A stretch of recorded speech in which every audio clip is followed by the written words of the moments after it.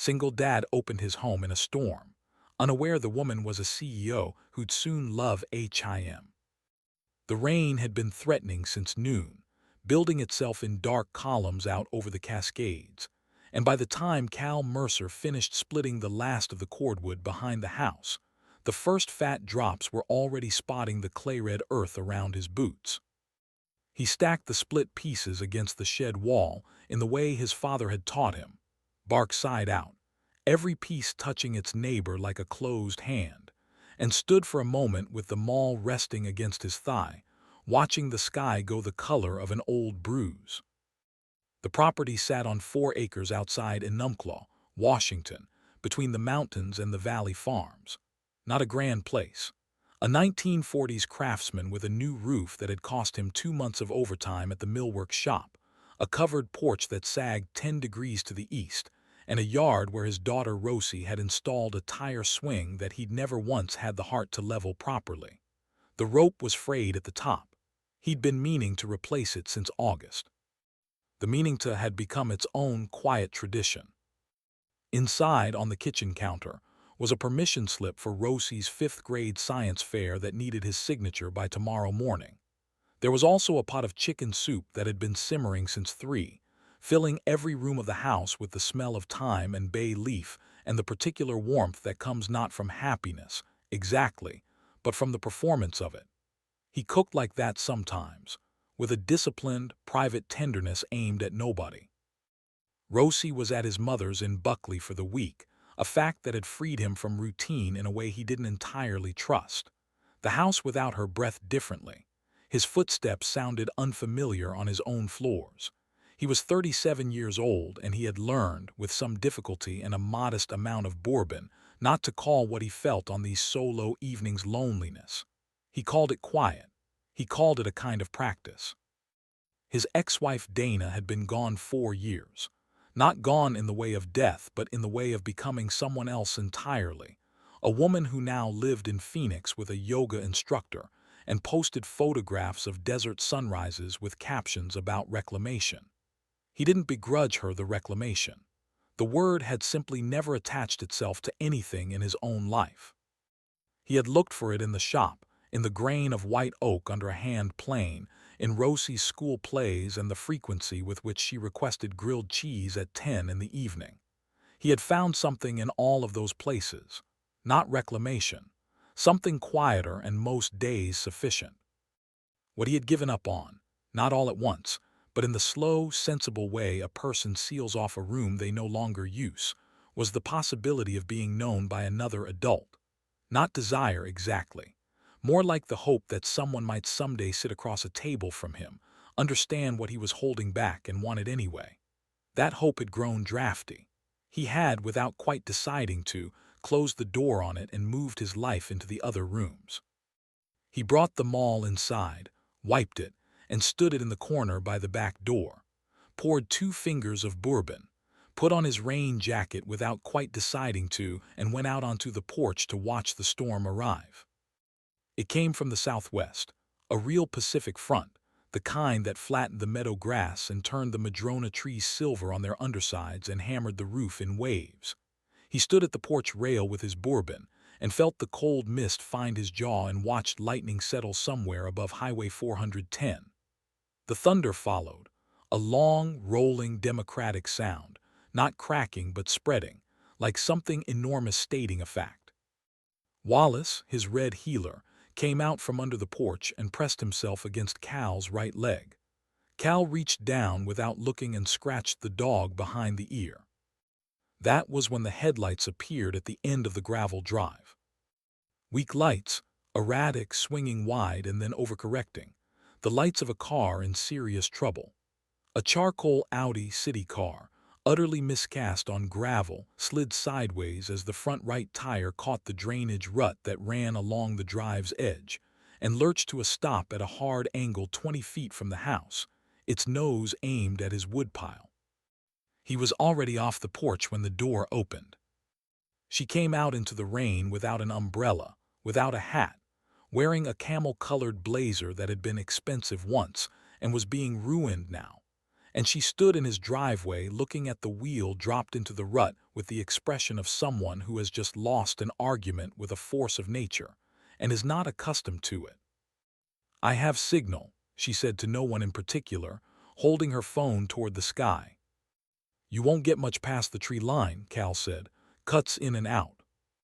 She turned. In the residual glow of the lightning, her face arranged itself into composure as a reflex, not cold but held, the way a good structure holds under pressure. Dark hair plastered against her cheek, blazer soaked through. She looked at him the way someone looks at an unexpected variable and immediately begins calculating its implications.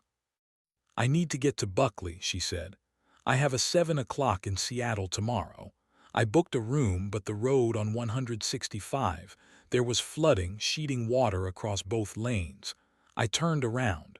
I thought this was a detour." "It dead ends at my fence line," he said. She absorbed this without visible distress. Rain ran down her face and she didn't wipe it. "Okay," she said. He looked at the wheel, the mud already softening around the rut, the water rising on the low side of the drive. Tom Gifford at the shop in town didn't tow in weather like this. The county road to the main highway was likely compromised where the culvert ran under Miller Creek. "Come inside," he said. She looked at the house with the same flat, measuring gaze she'd given the wheel. "I don't want to impose," she said, in the tone of someone who considers imposition a logistical issue rather than a social one. "You're standing in a drainage rut in the dark," he said. "It's not a debate." Something in her face shifted, not gratitude, not yet, but the faint recalibration of someone revising an assumption. She reached back into the Audi, pulled out a leather bag and a folded suit jacket, and walked to the porch with the straight-back stride of someone who does not permit weather to alter her posture. Her name was Nora Vasquez. She told him this at the kitchen table, holding a towel against her hair, wearing the largest thing he owned, an old Pendleton flannel, faded to the color of pine bark, which she'd accepted without comment and put on over her damp clothes with brisk efficiency. He set soup in front of her without asking. It was 9:30. "Cal Mercer," he said. She wrapped both hands around the bowl, just held the warmth of it, the soup untouched for a moment, as though that were the real need. "Do you always take in stranded strangers?" she asked.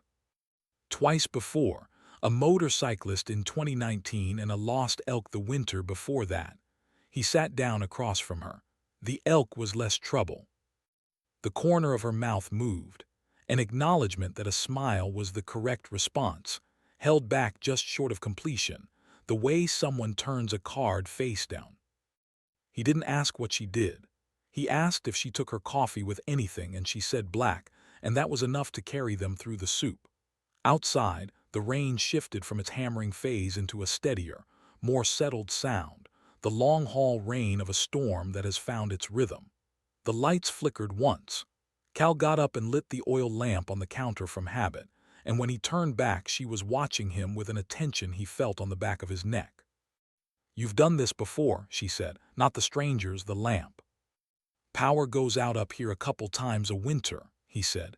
"You learn what to have ready." She looked around the kitchen in a way that was more than casual. The neatly ranked firewood, the kindling split fine in the coffee can, the flashlight on the hook by the back door, the soup already made as though for a guest who hadn't known they were coming. He had the unsettling sensation of being read accurately by someone he'd just met. He made up the guest room, moved the tent poles he'd been meaning to set up with Rosie since June, put clean sheets on, found the good blanket, set a glass of water on the nightstand. When he showed Nora to the door, she looked at the glass of water before anything else in the room. "Thank you," she said. The weight of it surprised him. "Sleep well," he said. He meant it, and the meaning of it was more than the words. He lay awake listening to the rain and to the small sounds of another person's presence. A shifted breath, the guest bed settling, the hall bathroom faucet run and stopped. He hadn't realized until that moment how completely he had learned to live without those sounds. He fell asleep to the rain and the faint smell of thyme still on the air, and did not dream. In the morning, the storm had moved through, but left everything wrung out in silver. The creek along the property's east edge ran loud with new water, and the driveway was a terrain of standing pools and displaced gravel. He was grinding coffee when she appeared in the kitchen doorway, still in the Pendleton, her own clothes presumably damp in the bathroom where she'd hung them. Her hair was loose. Without the blazer and the composure fully assembled, she looked for one unguarded moment like a different person, someone less organized, more essential, worn to her actual edges by the storm and the sleep that followed it. "Miller Creek's still across the road," he said. "Probably another day." She held her phone up, still no signal. "Landline in the hall works," he said. She made 2 calls, her voice sliding back into its professional register with the ease of a key finding its lock, rescheduling the 7 o'clock, telling someone named Marcus to push the Hargrove call, her tone precise and without apology. He listened from the kitchen while he made eggs and thought about the efficiency of it, the way she occupied that register like a suit of clothes kept pressed and ready. When she came back, he handed her coffee. She sat in the same chair as the night before and took the cup in both hands. He made eggs. She didn't offer to help and he didn't ask, and they sat in the rain light and ate. Wallace stationed himself under the table near her feet, the dog's highest endorsement, and after a while she reached down and set her palm on his head with a touch that was tentative and then decided. "He likes you," Cal said. "I grew up with border collies," she said. "My father bred them, outside Yakima." He looked up from his plate.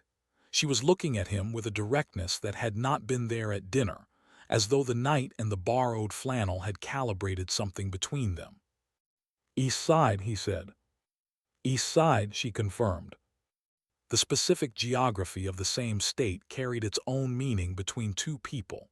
The knowledge that one world was wet and green, and the other was dry and bright and hot in August, and that people from each tended to have different mechanisms for endurance. After breakfast, he went to the shop to work on a sideboard commission, white oak, handsome grain, a piece that had been on his bench for 3 weeks, and she settled at the kitchen table with her laptop. For an hour, maybe more, they occupied the same structure without intersecting, and there was a quality to it that he recognized and didn't immediately name. He came in at 11 for more coffee, and found her standing at the back window looking at the woodpile with an expression he couldn't place. "Your stacking method," she said. "What about it?"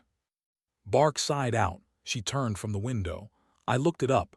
There's actually a reason for that moisture shedding." A brief hesitation. "I assumed it was just aesthetic." "It's both," he said. She looked at him for a moment, then back at the woodpile. "I've been thinking about your workflow. In the shop." She said it carefully, as though she'd been considering whether to say it at all. "The commission tracking, do you use any software? Because if you're running 3 or 4 pieces at a time, you could build a simple system that—" "I use a notebook," he said. She paused. "A paper notebook." "Blue," Y drooled. "I've used the same kind since I apprenticed." He poured his coffee and leaned against the counter. "What software would you recommend?" The question was genuine. She heard it as genuine. "I'd recommend the notebook," she said after a moment. And then, surprising both of them, she laughed. Not the careful corner-of-the-mouth motion from the night before, but an actual laugh, brief and startled out of her. "I run a company that sells enterprise workflow optimization, and I just told a carpenter to keep using a paper notebook." "Is the company wrong, or is the notebook right?" She looked at him. "Both," she said, and it was his word coming back to her, and they both recognized it, and the room felt different after that. At noon he brought out cold cuts and bread, and they made sandwiches at the counter standing up, a practical, companionable arrangement, and he watched her hands as she worked. The speed and economy of them, the hands of someone who makes decisions quickly and rarely revises. When she reached across him for the mustard without announcing herself, as though they had done this before, He stayed very still for a moment. "What's the Hargrove call?" he asked. "A beat acquisition, company we're looking at buying." She spread mustard with 3 clean strokes. "It'll close or it won't. Marcus can manage the preliminary." "Is that hard, letting Marcus manage it?" The question landed somewhere uncomfortable. He watched her consider whether to be honest. "Yes," she said. "Why?" She set down the knife. "Because if something goes wrong, it went wrong while I wasn't watching." She said this to her sandwich rather than to him, the way people deliver their true answers, sideways, aimed at an object. "I've been running this company for 6 years. I know exactly what happens when I look away." "What happens?" She picked up her sandwich. "Things go fine," she said. "Usually things go fine." A pause. "I know that."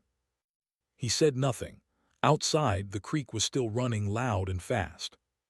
"My daughter thinks the Johnny Cash bean sprouts are winning her science fair," he said. She looked at him. "She's testing whether plants grow faster with music. The Johnny Cash group is leading by about half an inch." He ate his sandwich. "She has a preferred outcome, and I think she's been singing to them."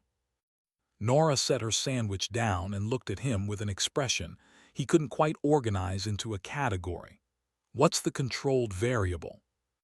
"Rosie would say love," he said. "Her teacher would say speaker proximity." The expression on Nora's face did something complex and then settled. "How old is she?" 10. "Does she know about controlled variables?" "She knows what she wants to know," he said. "She's accurate about the things that matter to her." Nora was quiet for a moment. "Her mom comes to these things, the science fair." The question was light but not casual. He recognized the careful placement of it. "Dana's in Phoenix," he said. "She comes for Christmas and spring break. She's consistent about those." He kept his voice level not to protect himself, but because the facts were what they were and he'd made his peace with most of them. "Rosie knows what to expect. I think that matters more than frequency." Nora looked at him for a long time. "You believe that?" "I do. Most people would be angrier." "I was," he said. "For a while I was considerably angrier." He finished his sandwich. "It takes a lot of room in your chest, anger. I needed the room for other things." She picked up her sandwich again. They ate the rest of it in a silence that was not empty. That afternoon he went back to the sideboard and she took her laptop up the rise to the old oak, where the signal ran to 2 or 3 bars. He heard her up there, not the words, but the register, the crisp staccato of a woman running something large from a hillside in someone else's flannel shirt. At one point, her voice sharpened into something edged and flat, the tone of someone managing a problem that has grown past its instructions, and the sound of it carried down the slope and through the open shop window and mixed with the smell of white oak shavings. And he understood without deciding to understand that whatever she was carrying up that hill was very heavy and had been for a long time. She came down at 4 with mud on her shoes and the compressed look of someone who has fought something to an impasse. He was on the porch with 2 mugs. He handed her one without comment. She took it, looked at the mountains, drank. After a while she said, "You heard that?" "Some of it." "The Hargrove situation is more complicated than Marcus can manage." "You'll fix it," he said, not flattery, observation. She turned to look at him. "You don't know that." "You drove into a drainage rut in the dark in a rainstorm and woke up and rescheduled your morning and got signal from a camp chair on a hill," he said. "I think you'll fix it." She looked at him for a long, serious moment. Then she looked back at the mountains. "I miss Yakima sometimes," she said, "which makes no sense. I left at 18 and I never went back except for funerals." She held the mug in both hands. "I miss the dry, the way the air smelled like sage after July rain, the way things were." She stopped. "Smaller, not in a bad way, just countable." He said nothing. The creek ran. A hawk crossed the tree line and disappeared. My company went public last fall, she said, and her voice changed, not louder but more careful, as though she were lifting something that required both hands. I was on the cover of 3 magazines. One of them called me a recalibration of the possible. I read that in a car on the way to the airport. She paused. I didn't feel possible. I felt like I hadn't slept properly since October. When did you last sleep properly? She thought about it with genuine effort, the way someone searches for a thing they set down too long ago to remember where. I don't know, she said, and there was no performance in it, just the clean, unsettling texture of a true answer. You slept last night, he said. She looked at him. I did, she said, and the surprise in it was real. They cooked together that evening without planning to. She peeled garlic while he sliced onion, and there was a natural economy to the way they moved in the kitchen. The same counter space, the same implicit choreography, reaching past each other without announcement. Once his arm grazed hers at the cutting board, and neither of them moved away from it, and neither of them addressed it, and the moment sat in the kitchen like a third presence. After dinner, he built a fire and they sat with separate glasses of wine and Wallace flat on the rug between them. The oil lamp threw amber across her face. The rain had returned, softer than the night before, more habitual. You're good at this, she said. What? She looked around the room. The lamp, the fire, the clean grain of the white oak mantelpiece he'd made himself the second winter after Dana left. Making a place feel like it's enough, she said. Most people are always adding to things. You just take care of what's there. He thought about the frayed rope on the tire swing, thought about the sagging porch rail he kept meaning to level. I'm not perfect at it, he said. No, she said, that's what makes it real. The fire popped once, definitively. Outside, the rain set its soft, persistent thing against the roof. I don't do this, she said quietly. Sit still. Let someone see me not managing, she said. I've been here 2 days and I've admitted I can't sleep and I can't stop working and I miss a place I haven't lived in 20 years. She looked at the fire. That's not something I do. Maybe that's the problem, he said. She turned to look at him, and the composure was down. Not in pieces, not broken, but set aside with care. The way you set down something you've been carrying long enough to leave a mark. Maybe, she said. He wanted to close the space between them on the couch. He held his wine instead and let the fire do the talking, and it was enough, more than enough. It was the kind of enough that hums with implication, that is more intimate for its restraint.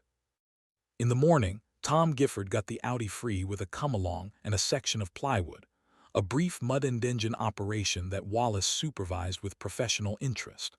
When the car sat back on solid gravel, Cal and Nora stood in the cleared driveway in the cold, clear air. The mountains rinsed white and absolute above the tree line, with the particular formal uncertainty of people who have shared too much to pretend otherwise, and not enough to be sure of anything. She had the leather bag, the blazer, the phone, signaled and alive and already accumulating the noise of her other life. She took a card from her bag, heavy stock mat, the kind that signals it means something, and held it out. He looked at it. Nora Vasquez, CEO, Kestrel Systems. He turned it over, blank on the back. I'm not much for email, he said. I know, she said. I watched you avoid your phone for 2 days, the corner of her mouth. Most of it seemed important. None of it was important, he said. Her words from the night before returned. She heard the echo and something in her eyes acknowledged it. She got in the Audi, backed out in a clean, careful arc. At the end of the drive, the window came down. Cal, she said.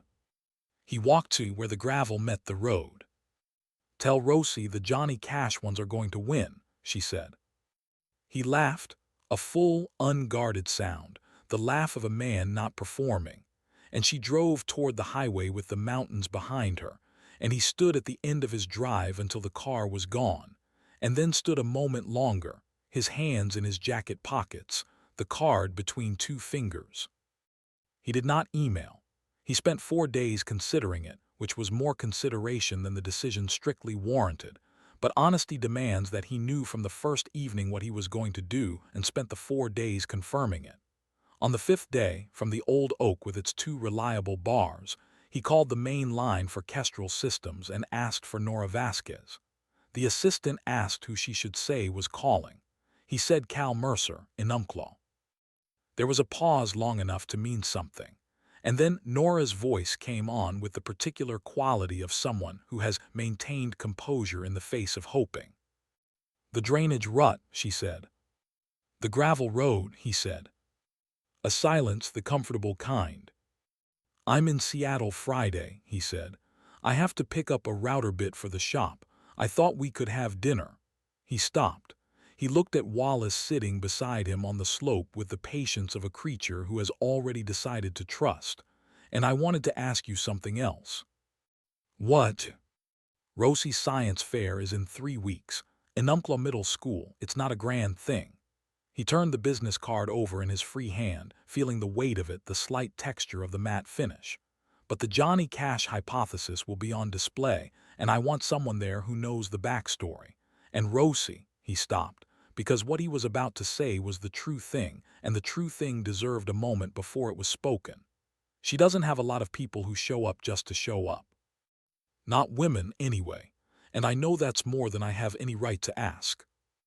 The silence lasted long enough that he heard her breathe once slowly, as though resetting something. "What time?" she said. He felt the card between his fingers. "Doors open at 6. "I'll be there at 6, she said. He looked at the mountains, white and enormous and simply themselves against the cold sky. "There's also the tire swing," he said. "The rope needs replacing. I could use a second opinion on the height." She made a sound, full and sudden and entirely unmanaged, a laugh that came from somewhere below all the composure, the boards, the cover stories, the rescheduled calls. And he heard in it the person she was before she was a CEO, the East Side girl who grew up with border collies and the smell of sage after July rain and knew how to stand in an open place and let the sky be big. "Friday," she said, "7, you pick the place." He knew a place, a booth restaurant near Pike Place where the chowder was ridiculous and the lighting was low and nobody hurried you. He had eaten there once a long time ago on one of the good nights, and the good night had outlasted the context it belonged to, and now it was waiting for a different use. He went down the wet slope with his phone in his pocket and the card in his hand and Wallace at his heels, and he stood on the porch in the early dark and listened to the creek, still running with the memory of the storm. The quiet was not a practice. It was just quiet, the regular, honest kind, the kind that does not require management. 3 weeks later, Nora Vasquez sat in the 3rd row of the Enumclaw Middle School gymnasium in a gray sweater she had owned for years and never worn anywhere that mattered. No blazer, no card in her pocket. She had driven down from Seattle through the mountain pass in the early evening with the windows cracked to let in the cold and the smell of wet cedar, and she had not taken a single call on the drive. Cal was 2 seats to her left, wearing the canvas jacket he'd had since before Rosie was born. He had saved her the aisle seat without asking, the same way he passed salt, the same way he set a glass of water on a nightstand, and she had sat down in the gymnasium smell of floor wax and poster paint and felt the warmth of his arm against hers. On the low stage, in a green cardigan with her hair in 2 uneven braids, a 10-year-old girl explained the musical acceleration of facialis vulgaris growth rates to a row of teachers doing their sincere best. The bean sprouts in the Johnny Cash tray stood a full half-inch taller than the control. Rosie pointed to them with a ruler and stated her conclusion with the undeflectable confidence of someone who has known the answer for weeks and is simply delivering the news to everyone else. At some point Rosie looked out from behind her poster board, directly without shyness, the way children look at things they have been hoping for, and found Nora in the 3rd row. Her face opened completely, the way a door opens when the right key turns it, without effort all the way. Nora held the moment the way she held coffee cups, The way she had held the warmth of the soup bowl on the first night in the storm. Full palm, full weight, not calculating past it, not scheduling around it. Just this. Just here. Under the gymnasium lights, Cal's hand found hers in the space between the folding chairs. Not a grand gesture, just a hand finding another hand in the ordinary dark. She held it,